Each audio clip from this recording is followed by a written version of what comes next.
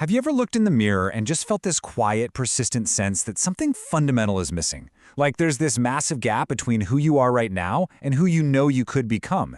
You try to change, maybe you swear, okay, this time I'm finally going to stick to that new routine, but by week 2, you just end up feeling completely stuck again? Well, welcome to this explainer. Today we're going to reframe that deep, often painful feeling. I want you to know right off the bat, feeling stuck, it is not a failure of your willpower. It's actually a fascinating, totally predictable neurobiological reality. Let's dive in. So this brings us to a huge question. Why does trying to change your life feel like an absolute threat to your survival? Why does growth feel like chaos? Think about it. When you try to wake up earlier, eat better, or literally just think more positively, you're inevitably hit with this massive wave of resistance. Your brain basically panics like you've just encountered a tiger in the wild. To understand why self-improvement feels like a life-or-death struggle, we have to look under the hood at the science of what is actually happening in your mind. At the very center of all this is neuroplasticity. We hear this term a lot, right? We often talk about changing our mindset as if it's just, adopting a new, sunny attitude. But transformation is actual, literal, neurobiological construction happening inside your head. Your brain isn't some fixed map. It's a living, breathing, constantly shifting landscape. Every single time you consciously challenge an old belief, you are physically forming new neural connections and weakening the old ones. You are biologically rebuilding yourself from the inside out. But here's where most of us get it completely wrong. We rely on good old, exhausting willpower. We try to brute force new behaviors while secretly holding on to our old identity. And guess what? Your subconscious mind just doesn't buy the performance. True transformation requires something called neuroalignment. This means you have to shift your underlying self-concept first. When you actually start to believe, I am the kind of person who manages my environment, your mind aligns with that new image, and the behavior eventually becomes entirely natural. No forcing required. So why is shifting that identity so incredibly hard? Enter homeostasis. A lot of times, we just label ourselves as lazy, or we beat ourselves up for self-sabotage, but I want you to look at this with radical empathy for a second. This resistance you're feeling, it isn't laziness, it's homeostasis. It's your brain's built-in defense system, desperately trying to maintain stability and protect its old identity. Your mind equates whatever is familiar with safety, even if that familiar environment is the exact thing that's suffocating you. So let's map out how this translates into the actual lived experience of change. Spoiler alert, it's rarely a straight line. Deep change is a cycle. You make some progress, and then, almost inevitably, you hit doubt and regression. I really want to emphasize this point because it's a game changer. Regression is an expected, biologically required step in rewiring your mind. Slipping up isn't a sign you're failing. It's just a sign your brain is being forced out of its cozy, predictable pathways. It's actually amazing if you look at Joseph Campbell's famous psychological hero's journey and map it directly to your brain's physical mechanisms. A fascinating pattern emerges here. When you're in that unpredictable, messy, in-between phase, your default mode network is highly active. Then, when you face those trials and heavy resistance, that's homeostasis kicking in. And finally, when you integrate your new self and return from the journey, you're successfully utilizing your prefrontal cortex. Let's zoom in on that very first step. This is the liminal phase. And wow, is it uncomfortable. It's that profoundly awkward space between who you used to be and who you are currently becoming. It feels super uncertain and unstable, mostly because your old structural identity is dissolving, but your new one hasn't quite hardened into place yet.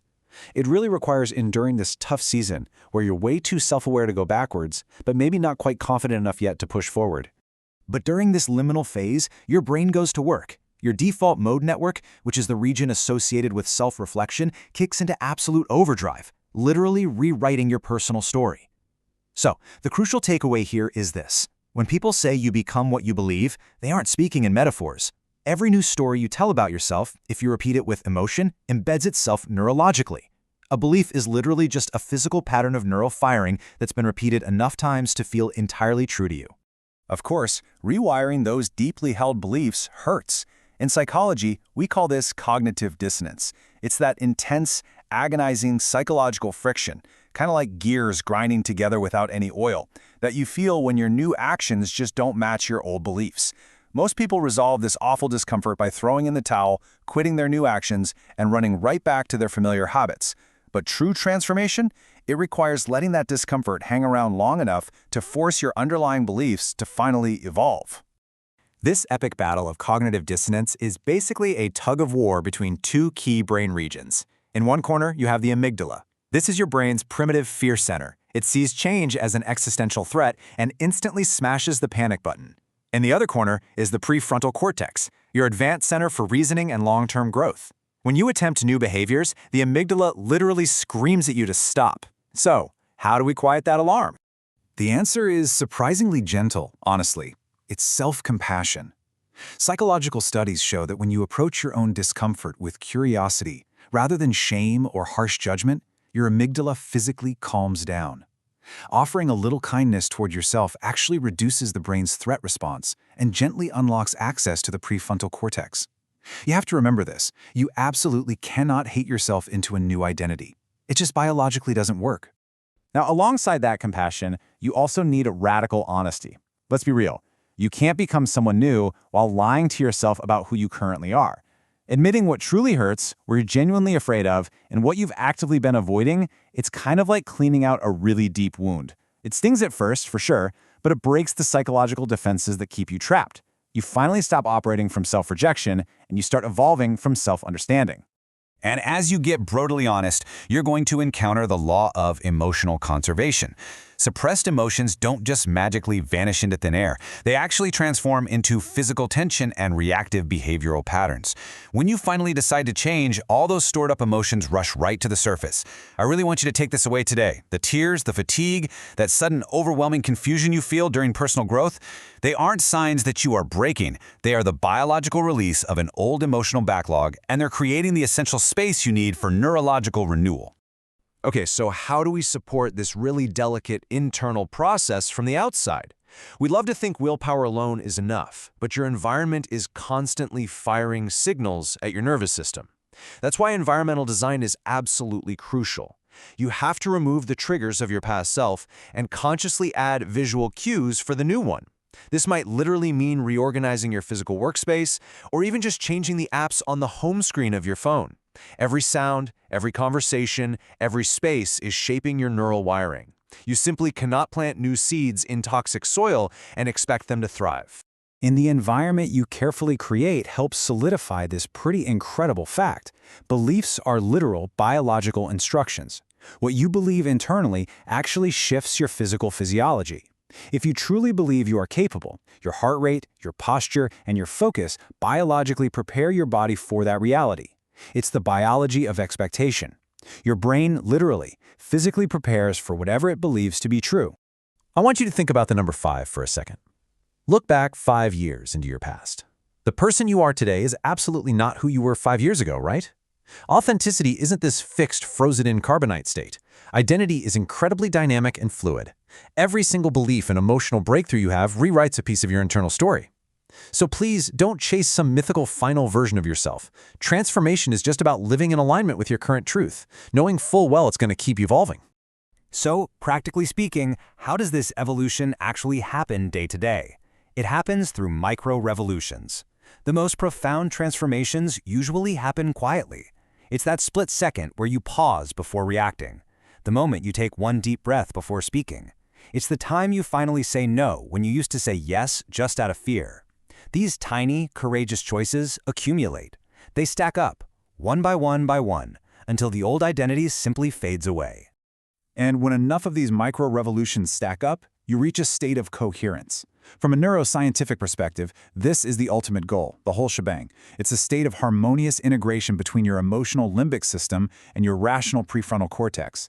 Your reactions become intentional choices. Your raw, messy impulses become conscious insights.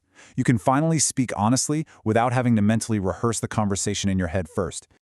This entire process always brings to my mind a profoundly beautiful insight from the psychologist Viktor Frankl. He said, "When we are no longer able to change a situation, we are challenged to change ourselves." External control in this life is incredibly limited, as we all know. But your internal evolution, that is infinite. You can't always control what happens to you, but you possess the actual biological and psychological machinery to completely control what it means to you. And that brings us to the ultimate beautiful paradox of this entire neurobiological journey. As much as it feels like you are building a completely new brain and a totally new life, you don't actually become someone new. Let that sink in. Transformation is not about faking it or pretending to be someone else. It's entirely about dismantling the false mask, the persona you had to construct during childhood just to survive, fit in, and avoid being rejected. You really don't become someone new. You just remember who you really are. Deep down, the human psyche naturally craves to return to the version of itself that was always whole, but simply got buried beneath all the noise and the cultural conditioning. Transformation feels like becoming someone totally different, but in truth, it is the quiet miracle of just uncovering the authentic self that was sitting there all along. So, as we wrap up this explainer, I want to leave you with a final thought to carry with you. A question that might just spark your own quiet revolution. Who are you beneath what you were taught to be? The person you are becoming isn't a result of luck. It's a direct result of facing yourself honestly. It's a lifelong conversation. Thank you so much for joining me today.